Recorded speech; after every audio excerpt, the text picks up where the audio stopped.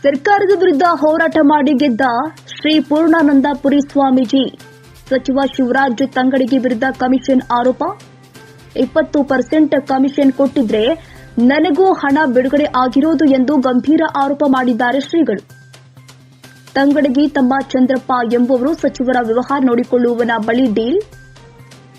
ಹಿಂದಿನ ಸರ್ಕಾರ ಬಿಡುಗಡೆ ಮಾಡಿದ್ದ 1.5 ಕೋಟಿ ಹಣ ಬಿಡುಗಡೆಗೆ ಮೀನಾಮೇಷ. ಸಚಿವ ಶಿವರಾಜು ತಂಗಡಗಿ ವಿರುದ್ಧ ವಿಶ್ವ ಗಾಣಿಗರ ಮಠದ ಶ್ರೀ ಆಕ್ರೋಶ. ಮಠಕ್ಕೆ ಬಿಡುಗಡೆ ಮಾಡಬೇಕಾದ ಹಣ ಬಿಡುಗಡೆಗೆ ತಾರತಮ್ಯ. ಮುಖ್ಯಮಂತ್ರಿಗಳ ಆದೇಶಕ್ಕೂ ಕ್ಯಾರೆ ಎನ್ನದ ಸಚಿವರ ನಡೆಗೆ ಅಸಮಾಧಾನ. ಬಾಕಿ ಹಣ ಬಿಡುಗಡೆ ವಿಚಾರದಲ್ಲಿ ನ್ಯಾಯಾಲಯದ ಮೆಟ್ಟಿಲೇರಿದ್ದ ಶ್ರೀ ಪೂರ್ಣಾನಂದಪುರಿ ಸ್ವಾಮೀಜಿ. ನ್ಯಾಯಾಲಯದ ಆದೇಶ ನಮಗೆ ನ್ಯಾಯವನ್ನ ಕೊಟ್ಟಿದ್ದಾರೆ. 4 ವಾರದಲ್ಲಿ ಬಾಕಿ ಇರುವ ಹಣ ಬಿಡುಗಡೆಗೆ ಸರ್ಕಾರಕ್ಕೆ ಆದೇಶ. ಇನ್ನು ತಂಗಡಗಿ ಹಿಂದುಳಿದ ವರ್ಗಗಳ ಕಲ್ಯಾಣ ಇಲಾಖೆಯಲ್ಲಿ ಭ್ರಷ್ಟಾಚಾರ ನಡೀತಾ ಇದೆ.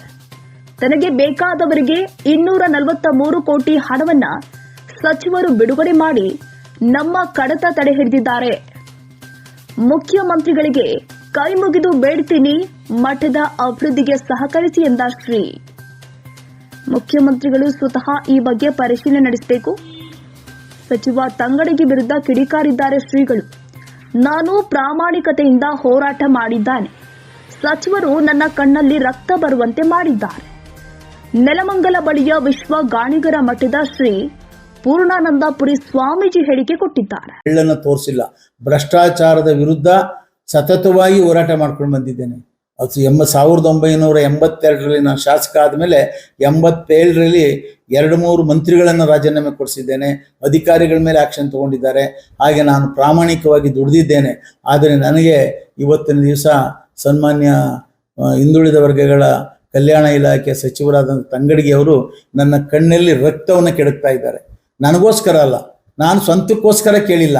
ಒಂದು ಸಮಾಜದ ಅಭಿವೃದ್ಧಿಗೋಸ್ಕರ ಒಂದು ಮಂತ್ರಿ ಸ್ಥಾನವನ್ನು ಬಿಟ್ಟು ಒಂದು ಆಧ್ಯಾತ್ಮಿಕ ಜೀವನದಲ್ಲಿ ಇರ್ತಕ್ಕಂಥ ಅವನು ಕೈ ಮುಗಿದು ಕೇಳಿದ್ದೇನೆ ಅವರಿಗೆ.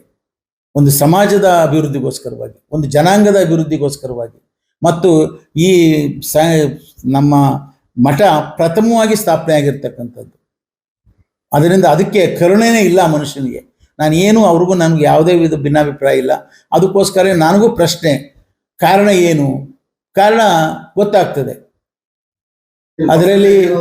ಅದರಲ್ಲಿ ಕೆಲವರು ನನಗೆ ಹೇಳಿದ್ರು, ನನಗೆ ನೇರವಾಗಿಲ್ದೇವ್ರು ಬೇರೆಯವರು ಹೇಳಿದ್ರು, ನೀವು ವಿಧಾನಸೌಧ ತಿರುಗಿದ್ರೆ ಆಗೋದಿಲ್ಲ, ಅವರ ತಮ್ಮದಿರೇ ಕೆಲವರು ಡೀಲ್ ಮಾಡ್ತಾ ಇದ್ದಾರೆ, ಅಲ್ಲೋಗಿ ಸೆಟ್ಲ್ ಮಾಡ್ಕೊಳ್ಳಿ ಅಂತ ಹೇಳ್ಬಿಟ್ಟು. ಆದರೆ ಅದನ್ನು ನನ್ನ ಕೈಲಿ ಫುಲ್ಫಿಲ್ ಮಾಡೋಕ್ಕಾಗಲಿಲ್ಲ. ಅದಕ್ಕೋಸ್ಕರ ನಾನು ನ್ಯಾಯಾಲಯಕ್ಕೆ ಹೋಗಿದ್ದೇನೆ. ನ್ಯಾಯಾಲಯ ಒಂದು ನ್ಯಾಯವಾದಂತಹ ನನ್ನ ಕಡತಗಳನ್ನು ಪರಿಶೀಲನೆಯನ್ನು ಮಾಡಿ ಒಂದು ಒಳ್ಳೆಯ ಆದೇಶವನ್ನು ಕೊಟ್ಟಿದ್ದಾರೆ. ನ್ಯಾಯಾಧೀಶರಿಗೆ ನಾನು ಧನ್ಯವಾದಗಳನ್ನ ಹೇಳ್ತಾ ಇದ್ದೇನೆ.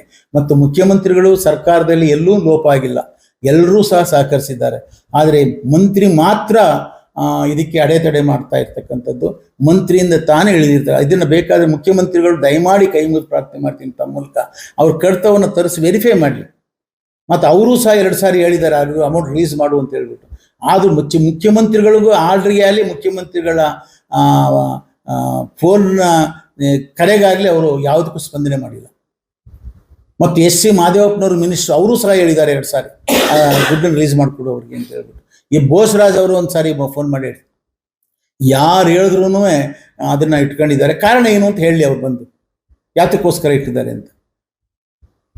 ಮುಖ್ಯಮಂತ್ರಿಗಳ ಆರ್ಡರ್ ಆಗಿದೆ, ಫೈನಾನ್ಸ್ ಡಿಪಾರ್ಟ್ಮೆಂಟ್ ಆರ್ಥಿಕ ಇಲಾಖೆ ಆರ್ಡರ್ ಆಗಿದೆ, ಮತ್ತು ಸ್ವಂತ ಕಲ್ಯಾಣ ಇಲಾಖೆ ಕಾರ್ಯದರ್ಶಿಯವರು ಹೇಳಿದ್ದಾರೆ 24-25ನೇ ಸಾಲಿನ ಆಯವ್ಯಯದಲ್ಲಿ ಒದಗಿಸಿರುವ ಹಣದಲ್ಲಿ ನಾನು ಬಿಡುಗಡೆ ಮಾಡೋದಕ್ಕೆ ಪರ್ಮಿಷನ್ ಕೊಡಿ ಅಂತ.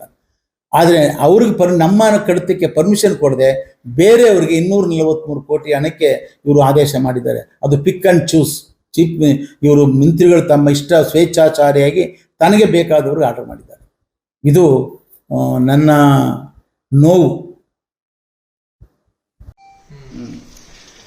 ನೋಡಿ, ಎಲ್ರಿಗೂ ಕೊಟ್ಟರು ನನಗೆ ಕೊಟ್ಟಿಲ್ಲ.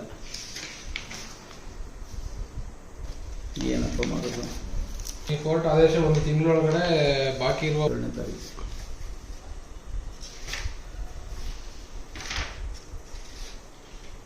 ನಿಮಗೂ ಸಚಿವರಿಗೆ ಏನೋ ನನಗೂ ಅವ್ರಿಗೆ ಏನು ಸಂಬಂಧ ಇದೆ? ಆದ್ರೂ ಹೇಗೆ ಧನೇಶ್ವರಿ ಗಣಿಗ ಮಠದ್ದು 1.5 ಕೋಟಿ ಹಣ ತಡೆ ಹಿಡಿದಿರೋದು ಬರೀ ಯಾತಕ್ಕೆ ನನಗೆ ಅರ್ಥ ಆಗ್ತದೆ ಅಂತ. ಈಗ ನಮ್ಮದನ್ನ ಇಟ್ಕೊಂಡು ಬೇರೆಯವ್ರಿಗೆಲ್ಲ ಕೊಟ್ಟು, ಈಗ ಫೈನಾನ್ಸ್ ಡಿಪಾರ್ಟ್ಮೆಂಟು, ಚೀಫ್ ಮಿನಿಸ್ಟ್ರು ಎಲ್ಲ ಆರ್ಡರ್ ಮಾಡೋದನ್ನ ಇಟ್ಕೊಳ್ಬೇಕು ಅಂತ ಅಂದ್ರೆ ಇನ್ನೇನಾಗಬೇಕು. ಆಮೇಲೆ ಚೀಫ್ ಮಿನಿಸ್ಟರ್ 2 ಸಾರಿ ಹೇಳವ್ರೆ, ಎಸ್ ಸಿ ಮಾದೇವಪ್ಪ ಫೋನ್ ಮಾಡಿ ಹೇಳವ್ರೆ, ಆಮೇಲೆ ಬೋಸರಾಜು ಹೇಳವ್ರೆ, ಆದ್ರೂ ಕೊಡ್ಲಿಲ್ಲ. ಆಮೇಲೆ ಉದ್ದೇಶ ದುಡ್ಡ್ರಿ, ಒಳ್ಳೆ ಕಥೆ ಆಯ್ತಲ್ಲ, ದುಡ್ಡು ಕೊಟ್ಟಿಲ್ಲ ಅಂತ. ಹೌದು, ಮತ್ತೆ ಎಲ್ಲಿ ತಂದು ಕೊಡ್ಲಿ, ಎಲ್ಲಿ ತಂದು ಕೊಡೋದು ಹೇಳಿ ನಾನು? ಕಮಿಷನ್ ಕೊಡ್ಬೇಕ್ರ? ಹೌದು, ಮತ್ತೆ ಅದಕ್ಕೋಸ್ಕರನೇ ಈಗ ಅವರ ಏನಾಯ್ತು ಅಂದ್ರೆ, ತಮ್ಮ ಯಾರೋ ಇದ್ದಾರೆ ಚಂದ್ರಪ್ಪ ಅಂತ, ಹೋಗಿ ನೋಡ್ಲಿ ಅಂತ. ಅವ್ರು ನೋಡಿದ್ರೆ ಅಯ್ಯೋ ಇದೆಲ್ಲ ದೊಡ್ಡ ಡೀಲ್, ಇದು ಸಾಹೇಬ್ರೆ ಮಾಡಬೇಕು ಅಂದರು. ಆಮೇಲೆ ಯಾರನ್ನೋ ಕೇಳ್ದು ಏನಪ್ಪ ಅಂತ, 20% ಸರ್ ಅಂದರು. ಎಲ್ಲಿ ತಂದು ಕೊಡಲಿ ಹೇಳಿ ನಾನು? ಇಲ್ಲಿ ಕೆಲಸ ಮಾಡಿಲ್ವ ನಾವು, ಕಳ್ತನ ಮಾಡಿದ್ದೀವ? ಆಮೇಲೆ ಥರ್ಡ್ ಪಾರ್ಟಿ ಇನ್ಸ್ಪೆಕ್ಷನ್ ಮಾಡಿಸಿ ಬಿಲ್ ಕೊಡೋದು. ನಾವು ಯಾರ್ದೂ ಕಳ್ತನದೇನೇನಿಲ್ಲ, ಸರ್ಕಾರದವರೇ ಅಪಾಯಿಂಟ್ ಮಾಡಿರೋದು ಇದನ್ನ ಥರ್ಡ್ ಪಾರ್ಟಿಗೆ. ನೋಡಿ, ಎಲ್ಲ ಬಂದು ಮೆಜರ್ಮೆಂಟ್ ಮಾಡಿ ಪ್ರತಿಯೊಂದನ್ನು ಮಾಡ್ತಾರೆ ಅವರು.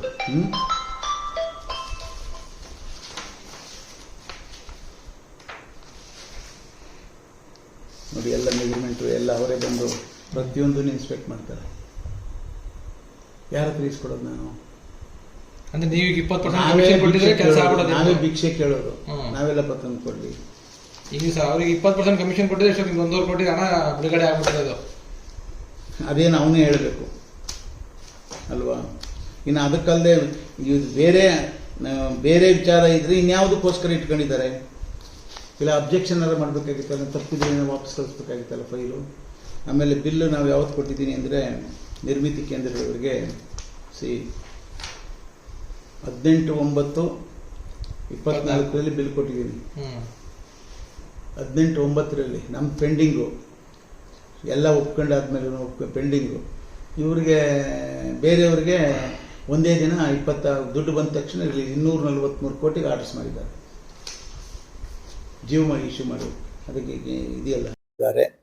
ಈಗ ಇಂಥ ಪರಿಸ್ಥಿತಿನಲ್ಲಿ ನಾನು ಅಸಹಾಯಕನಾಗಿ ನಾನು ಎಲ್ಲಿ ಹೋಗಬೇಕು? ಮತ್ತೆ ನಾನು ಆ ತಂಗಡಿಯವರಿಗೆ ಮತ್ತು ಮುಖ್ಯಮಂತ್ರಿಗಳಿಗೆ 20/1/25 ಕಾಗದವನ್ನು ಬರೆದಿದ್ದೇನೆ.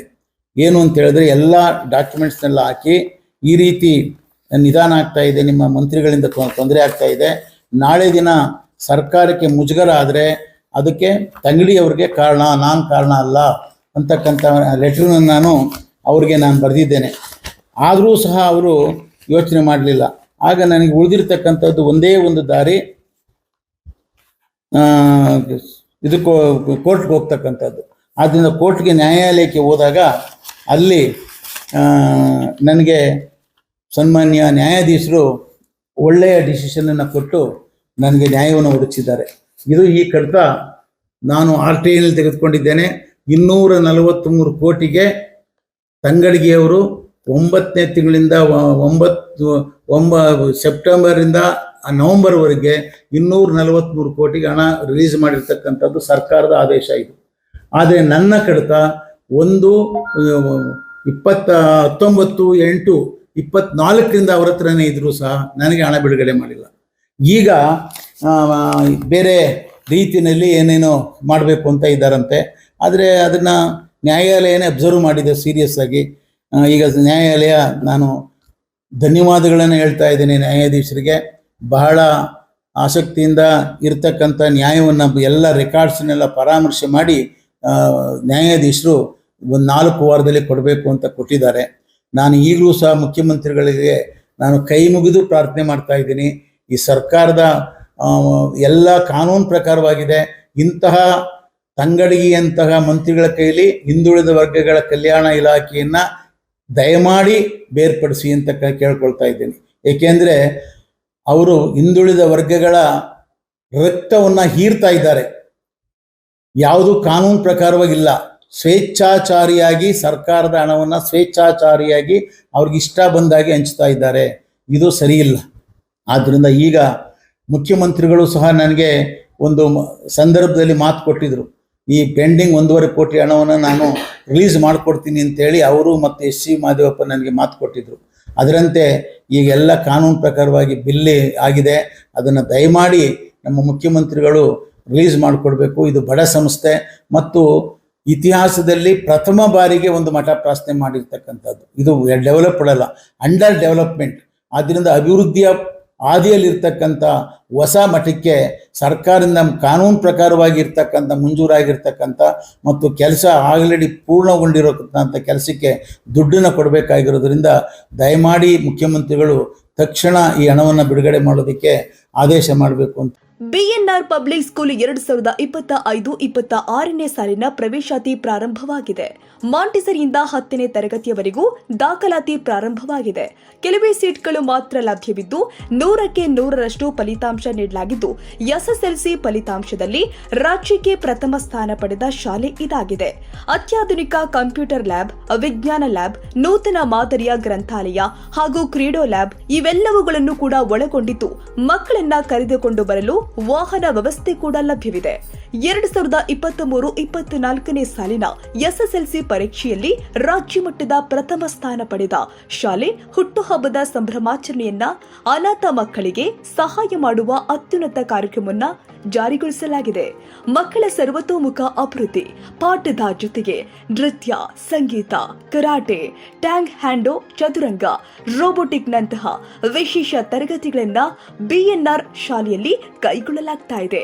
ನಮ್ಮ ಬಿಎನ್ಆರ್ ಶಾಲೆ ಎಜುಕೇಶನ್ ಟುಡೇ ನಡೆಸಿದ ಸಮೀಕ್ಷೆಯಲ್ಲಿ ವಿದ್ಯಾರ್ಥಿಗಳ ಪ್ರಗತಿ ಮತ್ತು ಮಾರ್ಗದರ್ಶನಕ್ಕಾಗಿ ವರ್ಗ ರಾಜ್ಯ ಮಂಡಳಿಯ ನಿಯಮಾವಳಿಗಳ ಶ್ರೇಯಾಂಕದ ಅಡಿಯಲ್ಲಿ ಭಾರತದಲ್ಲಿ ನಂಬರ್ 1 ಸ್ಥಾನ ಪಡೆದಿದೆ. ರಾಜ್ಯ ಮಟ್ಟದ ಅತ್ಯುನ್ನತ ಪ್ರಶಸ್ತಿಯಾದ ಎಫ್ಎಪಿ ರಾಜ್ಯ ಪ್ರಶಸ್ತಿ 2024ರಲ್ಲಿ ಬಿಎನ್ಆರ್ ಶಾಲೆಗೆ ಅಕಾಡೆಮಿ ಸಾಧನೆ ಪ್ರಶಸ್ತಿ ಸಂದಿರುವುದು ಹರ್ಷದಾಯಕ ವಿಚಾರವಾಗಿದೆ. ಹಾಗೂ ಶಾಲೆಯ ಪ್ರಾಂಶುಪಾಲರು ಆದ ಭೂಷಣ್ ಎನ್ ಅವರಿಗೆ ನವೀನ ಆಡಳಿತ ಮಾದರಿಯಲ್ಲಿ ಅತ್ಯುತ್ತಮ ಪ್ರಾಂಶುಪಾಲ ಪ್ರಶಸ್ತಿ ಸಂದಿರುವುದು ಹೆಮ್ಮೆಯ ಸಂಗತಿಯಾಗಿದೆ.